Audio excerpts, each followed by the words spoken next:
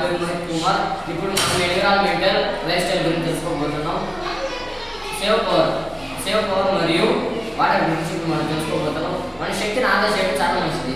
శక్తిని ఉదాహరణకి ఇప్పుడు బల్బ్ ఉంటుంది, ఎలక్ట్రానిక్ బల్బ్ అది ఉంటుంది. మనం వేరే వాటిని యూజ్ చేస్తాం. థామస్ ఆల్వా ఎడిసన్ కనిపెట్టిన బల్బ్ని ముందు నుంచి యూజ్ చేస్తాము. ఇప్పుడు కాకుండా ఎల్ఈడి బల్బ్స్ని యూజ్ చేయడం చాలా మంచిది. ఎల్ఈడి బల్బ్స్ యూజ్ చేయడం వల్ల మనం ఎలక్ట్రానిక్ కూడా సేవ్ చేయొచ్చు.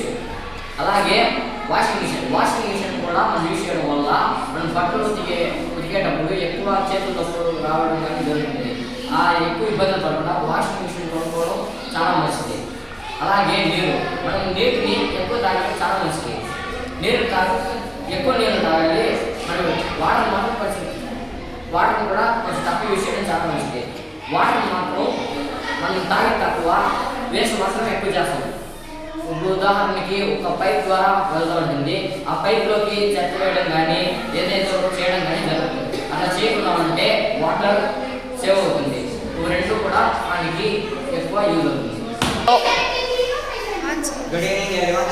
My name is Siddhanta. I am telling about environmental lifestyle. First, plastic వాడకం తగ్గించాలి. ప్లాస్టిక్ వల్ల ఆక్సిజన్ % తగ్గిపోయింది. చెట్లు దెబ్బతింటున్నాయి అండ్ వాటర్లో కలుషితం ఎక్కువైపోతున్నాయి. అండ్ ఎలక్ట్రిసిటీ వాడడం, ఎల్ఈడి బల్బ్స్ వాడడం అండ్ దీపాలు ఇలాంటివన్నీ వాడడం అలవాటు చేసుకోవాలి.